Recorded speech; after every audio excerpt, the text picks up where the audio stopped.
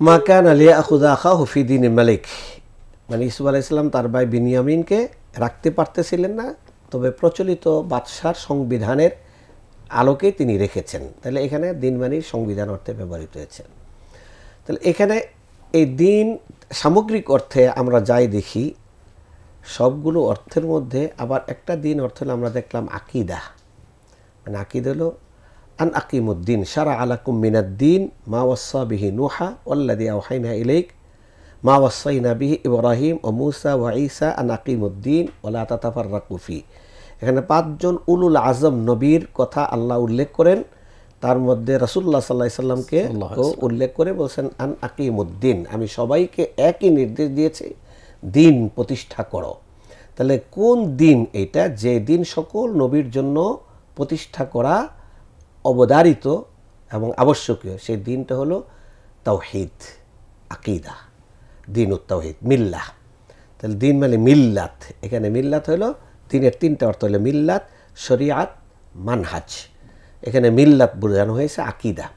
তাহলে আকিদা প্রতিষ্ঠিত করার জন্য আল্লাহ রাব্বুল আলামিন যুগ যুগ ধরে নবী পাঠিয়েছেন, তাওহীদ প্রতিষ্ঠার জন্যই নবী রাসূল পাঠিয়েছেন। ওমা আরসালনা মিন ক্বাবলিকা মির রাসূল ইল্লা নূহি ইলাইহি আন্নাহু লা ইলাহা ইল্লা আনা ফা'বুদুন। এরপর আনি আবুদুল্লাহ ওয়াজতানিবুত তাগুত, আল্লাহর ইবাদত এবং তাওহীদ প্রতিষ্ঠার জন্য নবী রাসূল আসছেন। সকল নবীদের তাওহীদ এবং নবী রাসূলদের আকিদার মানহাজ সবার সমান, কারো জন্য আকিদার মধ্যে কোনো হেরফের হয়নি, শরীয়তের মধ্যে ভিন্নতা আছে।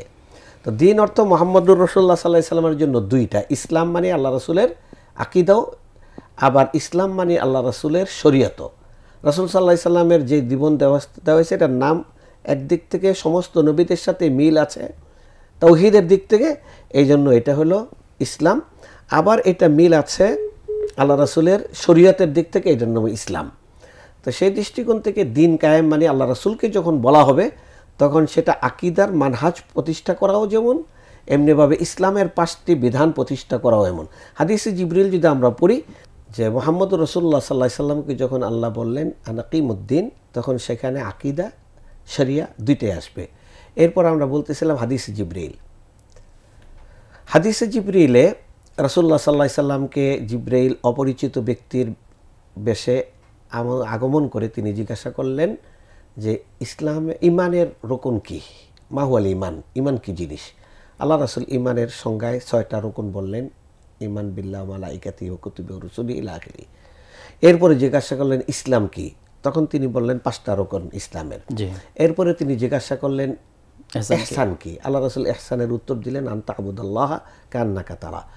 এরপরে জিবরাইল চলে যাওয়ার পর আল্লাহ রাসূল বললেন হাযা জিবরাইল আতাকুম ইউআল্লিমুকুম দীনাকুম, জিবরাইল আসছেন তোমাদেরকে দিন শিখাইতে। তাহলে এই হাদিসের মধ্যে দ্বীনের পুরা জিনিসগুলো তুলে ধরেছেন রাসূলুল্লাহ সাল্লাল্লাহু আলাইহি সাল্লাম।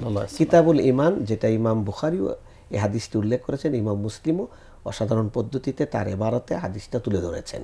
অতএব দিনটা আমরা এখান থেকেই পাই। দিন মানিল শরিয়া, আকিদা, দিন মানি শরিয়া, দিন মানে হইল ইহসান, এগুলোকে চমৎকার মানহাজ, কোন পদ্ধতিতে আকিদা মানব, শরিয়া মানব, এটা আমাদেরকে শিখিয়ে দিয়েছেন। অতএব এই দিন যারা পালন করে না, এই দিন এখন পালন করব কোন পদ্ধতিতে?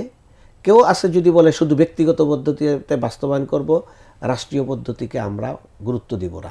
আবার কেউ আছে শুধু রাষ্ট্রীয় পদ্ধতি নিয়ে আমি থাকবো ব্যক্তিগত। তাহলে 2 দলই আমার দৃষ্টিতে এখানে ত্রুটির মধ্যে আছে।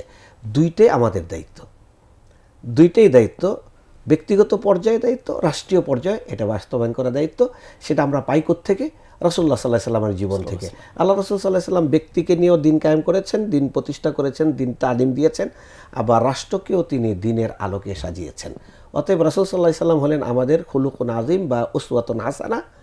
অতএব তিনি যা করেছেন সেটা আমরা করব, তিনি যা করেন না সেটা আমরা করব না, এটি আমাদের দিন। তাহলে ব্যক্তি নিয়ে শুধু দিনের পরিপূর্ণতা নয়, আবার শুধু রাষ্ট্র নিয়েও দিনের পরিপূর্ণতা নয়, সমন্বয় সাধন করে আমাদেরকে দিন বোঝার চেষ্টা করতে হবে।